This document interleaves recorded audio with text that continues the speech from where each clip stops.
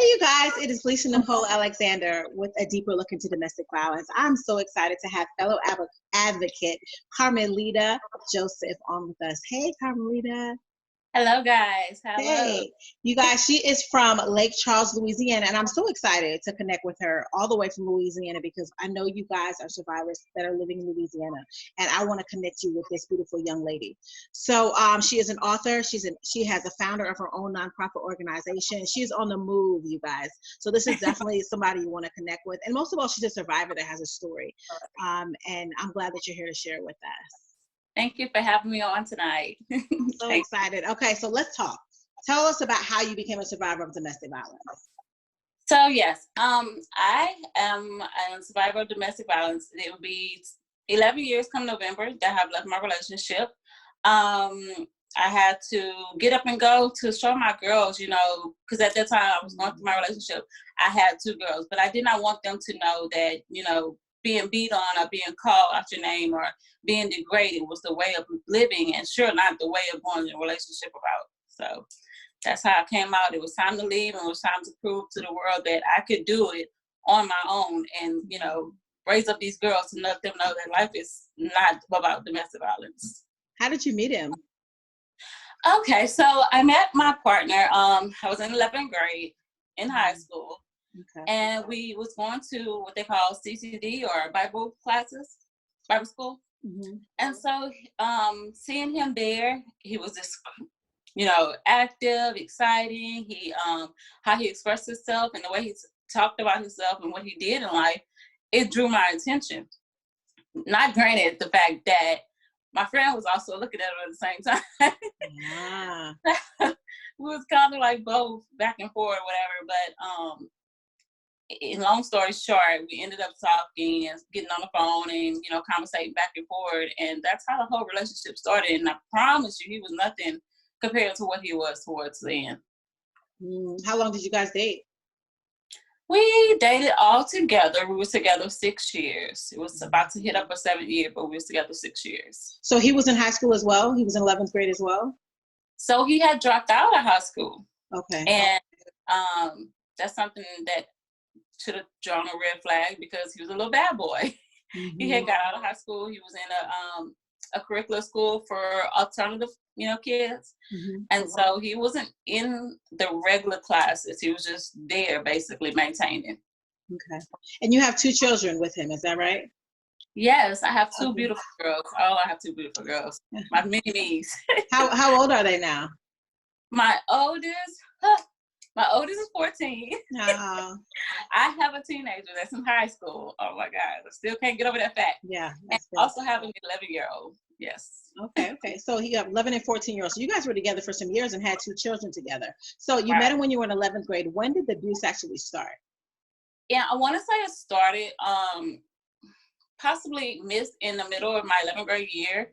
Because like I said, I met him at the beginning and stuff like that. And in the middle, it went from everything was lovely to he would start off with saying stuff like, I promised my mom I would never bring home a Black girl and this and that, and you're not what I wanted, and I wanted to be with a white girl and have white kids. It started off like degrading me like that, and I had already went through that before in life as a younger child, being told that I wasn't good enough because I was a Black girl. Okay. Was he Black too? Is he Black? Yes, he's Black. Yes. Okay, but he didn't want to bring home a Black girl. Okay, got it. Okay. Yeah. That was a whole little scenario he had going on. Okay. Yeah. So the abuse started about halfway through your 11th grade year. Yes. Okay, yes. So tell us, did it start physical? What type of abuse did you experience when you were with him?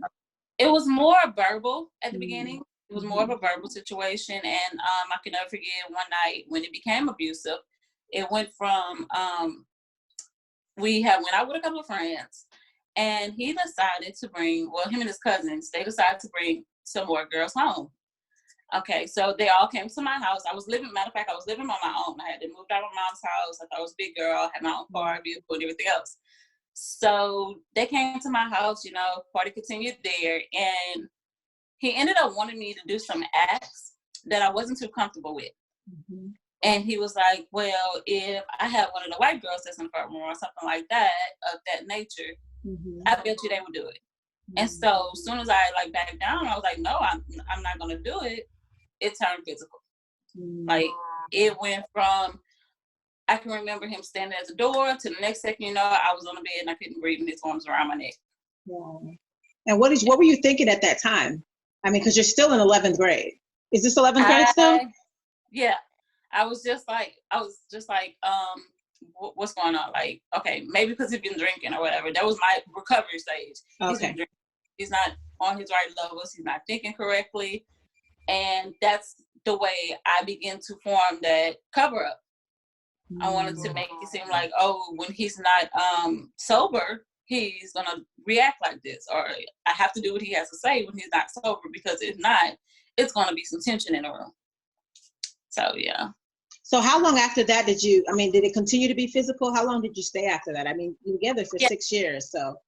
Yes, it continued to be physical. It'll be little small things, like he'll get upset and he'll probably push me down and be like, oh, I just shoved you and you're overreacting. But once I got pregnant, right at the beginning of my senior year, he changed. Like he turned into a whole different person. Better or worse? For better. Okay. It went from, you know, like I said, I mean, domestic violence is a pattern. So they'll go from being good to being bad. You know, we're going back and forth. When we have our good days here, we'll have our bad days. Well, when I got pregnant, it seemed like God had landed on earth. Okay.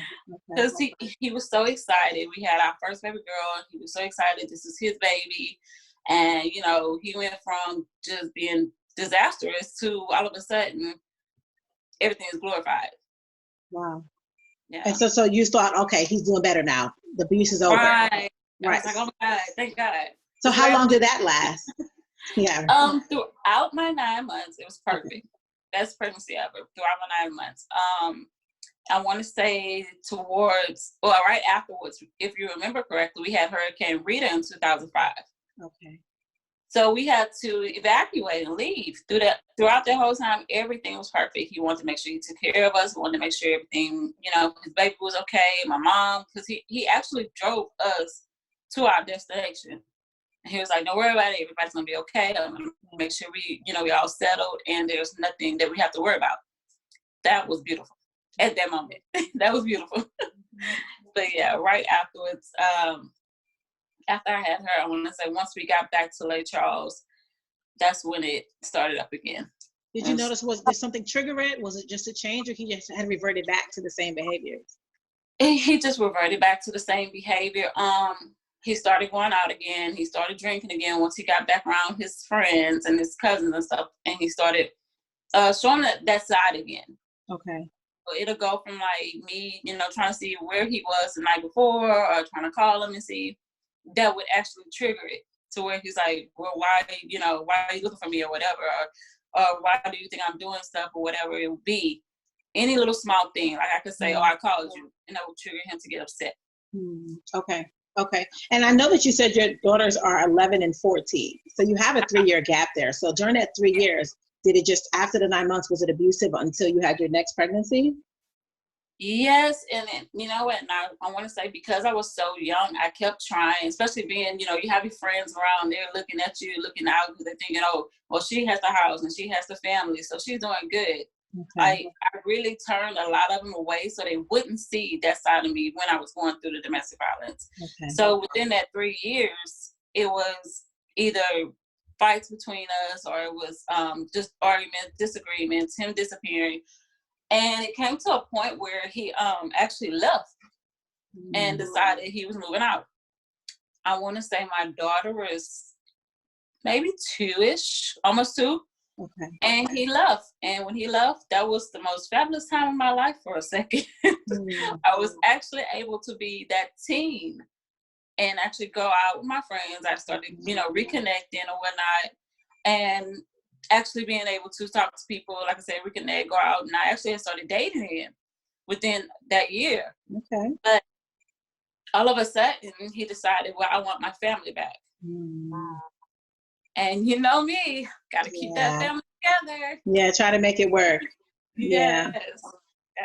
So how long after he came back did he get abusive again? We separated for a complete year because my daughter was almost 2, like I said. And we separated for a complete year, and he came back. You know, we started up our family again, and he hit me with the, what would you do if I told you someone else was pregnant?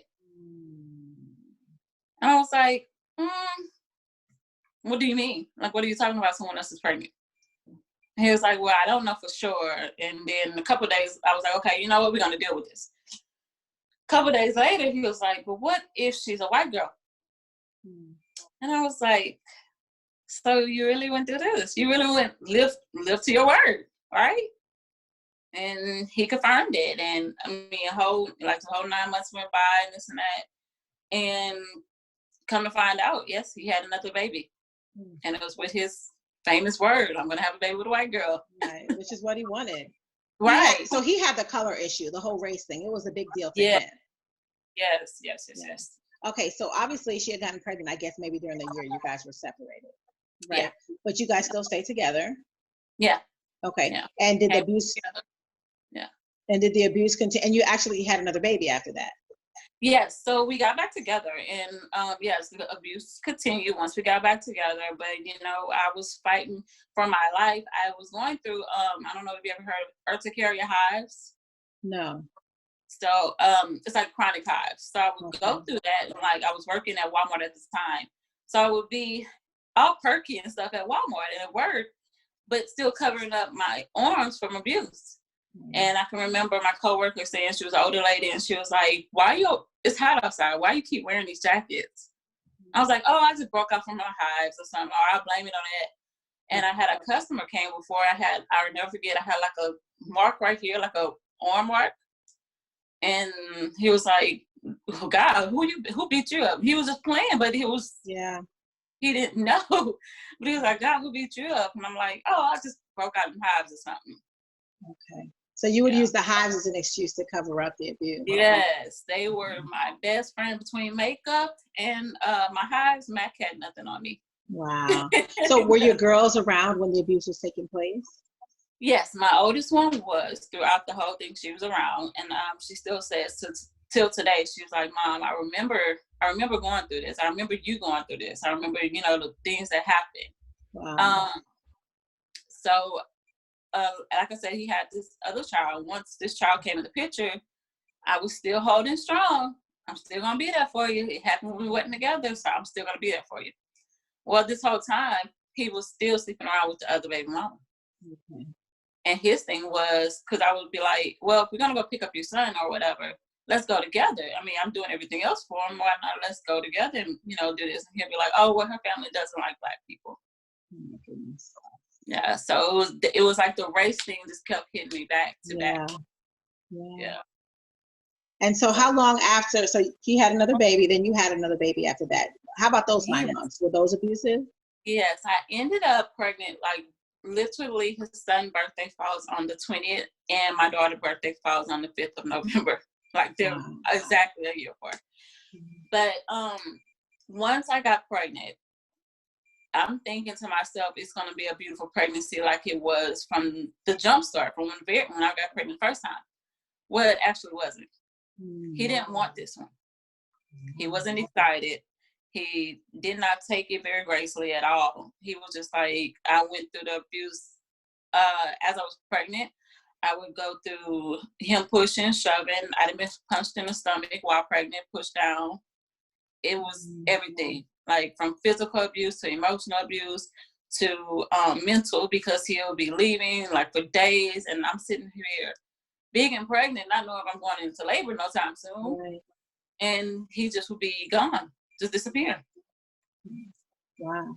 So how did this come to an end? How did you end up leaving the relationship? So after my second daughter, I want to say she was a month old.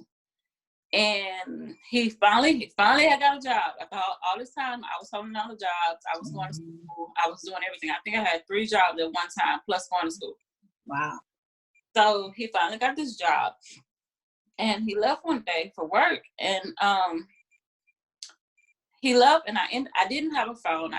By this time, everything was taken away from me because my car was gone. He had wrecked my car. He had took my phone, broke it through an argument. So he left for work, I can remember. And I remember I'm sitting in the kitchen, I'm washing my dishes, and all of a sudden my daughter started coughing. Like I had just fed her and put her down in her car seat, her little bouncer, and she started coughing.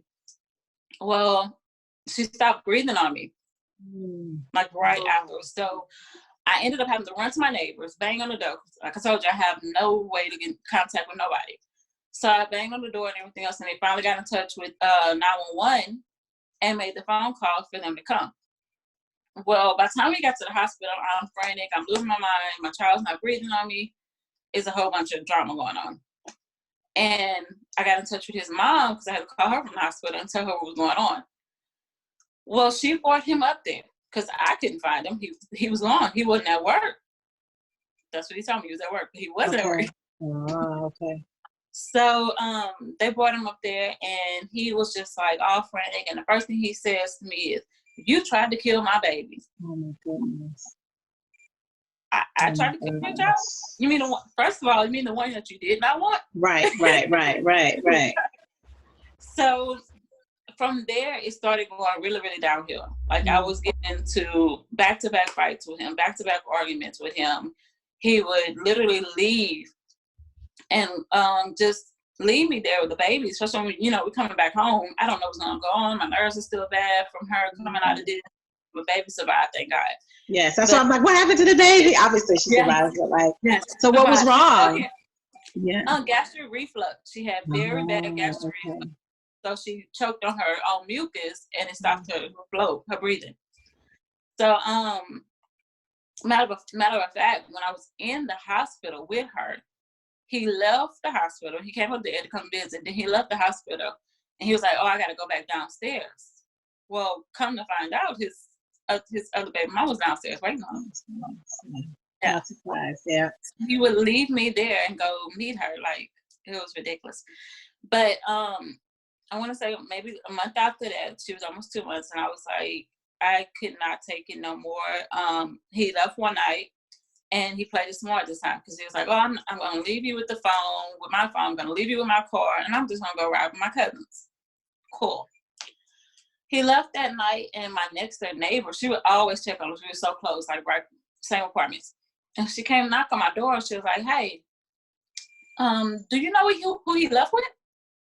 And I was like, his cousin that I know, because I didn't go outside. I was still with the baby. Well, she was like, "No, my love." She said, "You remember that burgundy car that used to come swoop him up? The other baby mama, she pulled up at my apartment and picked them up from there." So I called literally all that night trying to get in touch with him on his phone, trying to get in touch with anybody. So my next step was to call the girls that were in his phone. He had not erased not one phone number, not one recent call, not one text message, nothing. So I'm guessing he was thinking I wasn't going to really go through it. I wasn't going to mess with him. Right. So I called, and if you read the story, you'll see, who all I called throughout the story. But it was one particular person. She stayed in Lafayette. I knew who this person was. She was a part of their family, like distant cousin family, whatever. And I called her phone, and she'll pick up and she'll hang up. And so, like, 1 second she'll pick up and she'll just hold the phone, and I'm listening, and she'll hang up. So the next day, I get a bang on the door.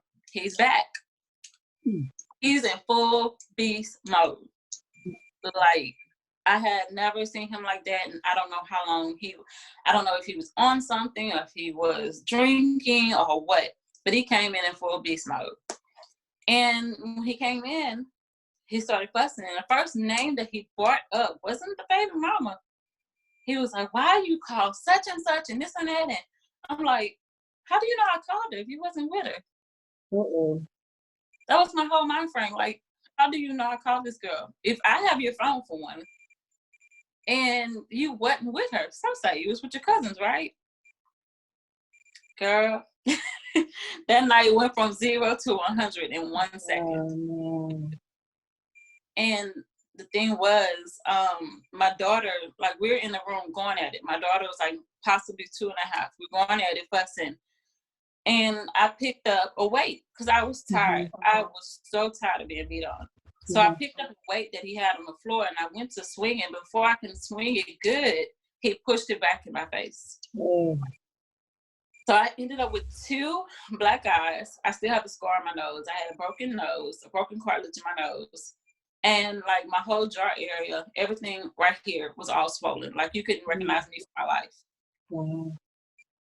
So really pretty much what stopped me and was like, had me to the point where I had to leave was that night, which I still, I think about today. I still have nightmares about.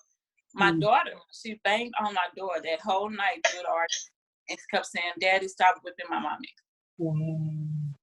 Wow. At 2 years old, she was begging for my dear life in that room. Wow. Did you go to the hospital that night? Yes. I went to the hospital that night because first thing I did, I called 911. I called my mom and I told her to come. And his family actually showed up there at the house. And all I can remember is like blood just flowing everywhere because everything right here, like I said, was broke. Right. So I went to the hospital that night and I saw the doctor, went to the ER and whatnot. And I can remember the ER doctor looking at me. He said, and it still makes me emotional thinking about it, but he was like, if I ever see you in this room, in this hospital again, with these same injuries or worse, I'm not going to take care of you. Wow. He's like, not about to deal with this. Wow. He said, you have one shot. You have one shot to leave.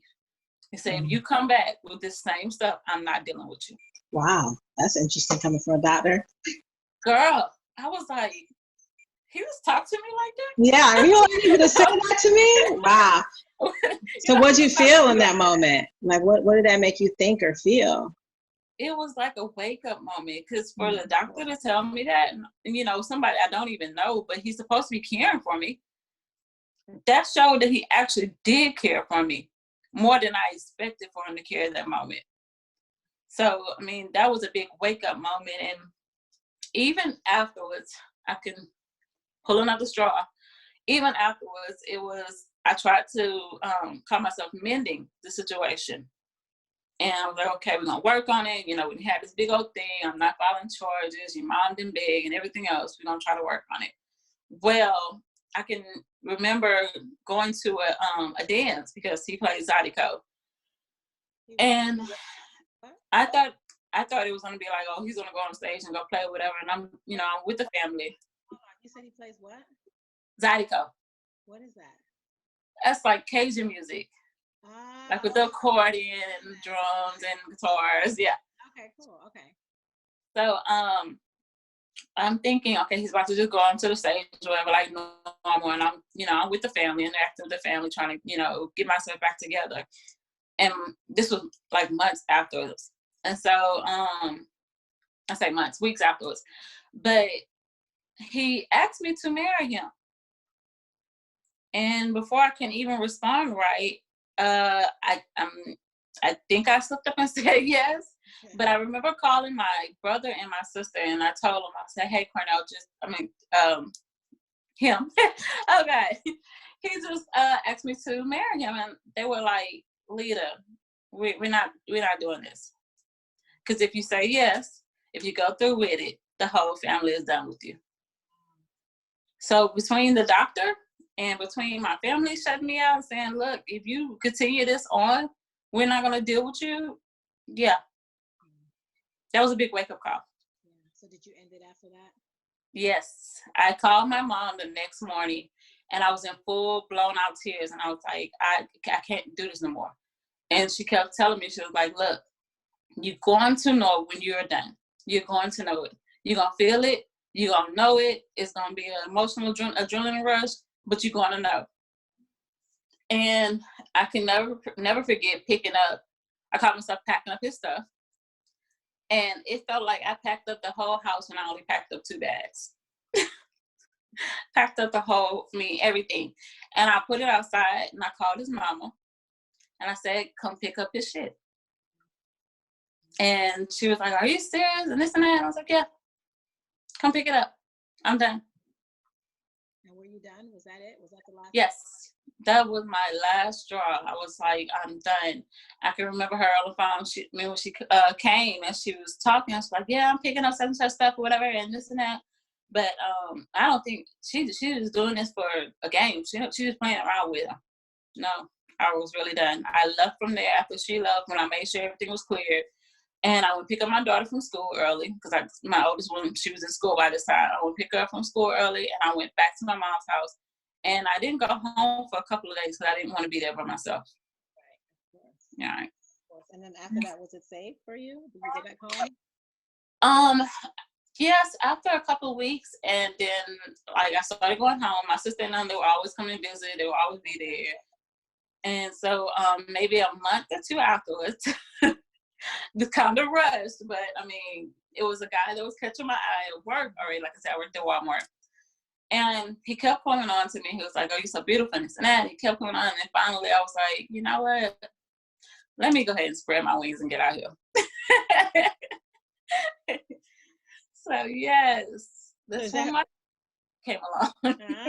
That's where the husband came from. Okay. Yeah. I see how this is connecting. Okay, so just and I want listeners to really hear this, okay? Because there's a lot going on in the story. It's a lot. But I want you to hear that you said 2 months later you ended up meeting the man who you married, correct? Right. Okay. So before I go there, and I really want to real quick, I just want to take out some of the pointers. First of all, she met her abuser in high school, which a lot of our listeners do, meet him at the young age. You're young. I mean, you're already living on your own, but he started out nice. Another key point I heard you talk about was that during the pregnancy, he wasn't abusive during the first pregnancy. No. Right. Okay. But the second pregnancy, he was. So it's just also interesting. And then I know you talked a little bit about he's drinking. Mm-hmm. And I know we know that drinking doesn't cause abuse, but for him, drinking did kind of escalate it or kind of set him off sometimes. Is that right? Right. And that was my backdrop. I always fell on that. I was like, he's drinking or whatever, and maybe that's what it is. I kept trying to give him an excuse. Yeah, I'm glad you said that, because I think a lot of survivors do when they're in this situation. Well, if he didn't drink, he wouldn't. If he wasn't getting high, he wouldn't. It's just not a true statement. Yeah. It's not a true statement. They can catch you off sober. And trust me, I had some sober moments, and I still tried to find some kind of excuse to cover it up. Yeah, I really I think that's a really important part. I'm glad that you said that. And last thing I want to say about you talked about your story is that you had no phone and no car. And the time that he did leave you a phone, it was his phone. Right. And I'm like listening to the story. I'm like, well, where's her phone? You never went back and said, well, you just didn't have a phone. No, he actually broke my phone off. I remember that. Yeah. So you had no phone and no car, and that is the classic MO of an abuser. You're isolated. You have an emergency with your own baby, and you have to go ask someone else for help because you can't even call 911. I was isolated. I was on my own.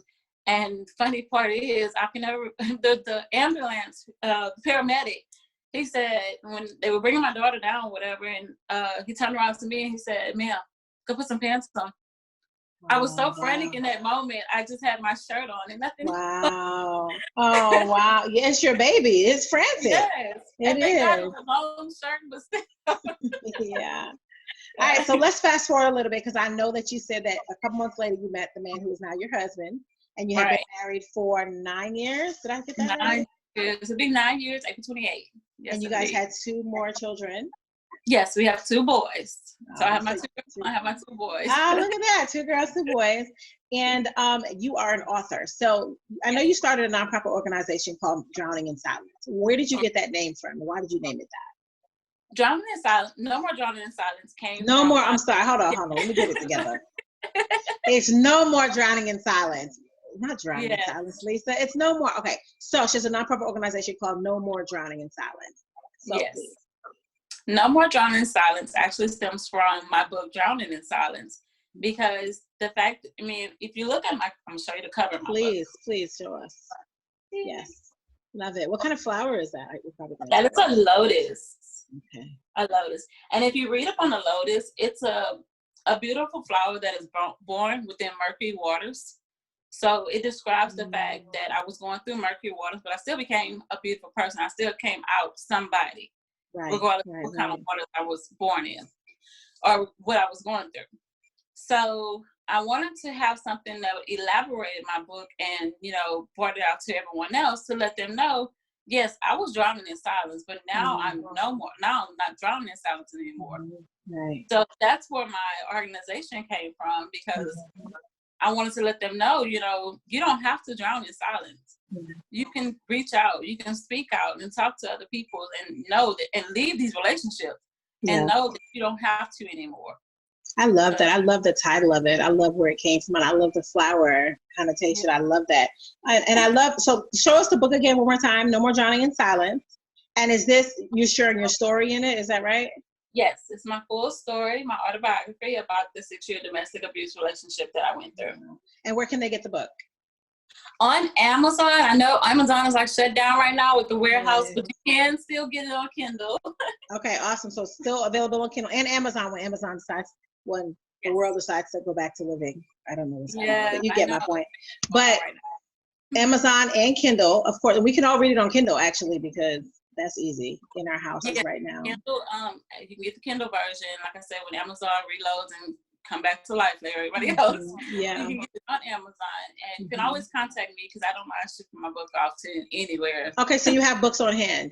Yes. Oh, awesome. Okay, so I'm going to put her information down in the section so you can email her, find her on Facebook, social media, and you can order the book and she can just mail it to you. So that's right. Easy. We don't need Amazon. We got straight shipping here. When I mail mine in there, so that's awesome. That's exciting. I'm definitely looking forward to reading it. I'm excited about it. I love your story, your bravery. So really quick, I want you to touch on your nonprofit organization. I know you guys are in Lake Charles, Louisiana, and tell me why you decided to do a nonprofit. Why did you decide to start it? Basically, our whole aim of the nonprofit is to bring awareness to domestic violence and to support domestic violence victims and their families throughout the year. Because you have to think about it. When you go through domestic violence, it's not only affecting you, but it's affecting your whole family and everyone that's around you in that circle. And I know we celebrated in October, not celebrated, but it's the big month in October, domestic violence. But domestic violence is happening every day. It's just not in October. Yeah, every second of every day. And even now with COVID-19, it's so horrible. I mean, when I was thinking about it, I'm like, I just thank God I'm not in a home with my abuser right now. I don't even know. I can't even really put it into words. If I have to go back and think, I'd probably be sitting there alone, just trying to figure out where the hell he at. Or, if he's bringing back something that he has no business bringing home. Yeah, you're right. So I'm going to ask you to touch on really short, because we are going to do a whole series on love after abuse, but you did find love after abuse. And you've been married for 9 years. You have a beautiful family.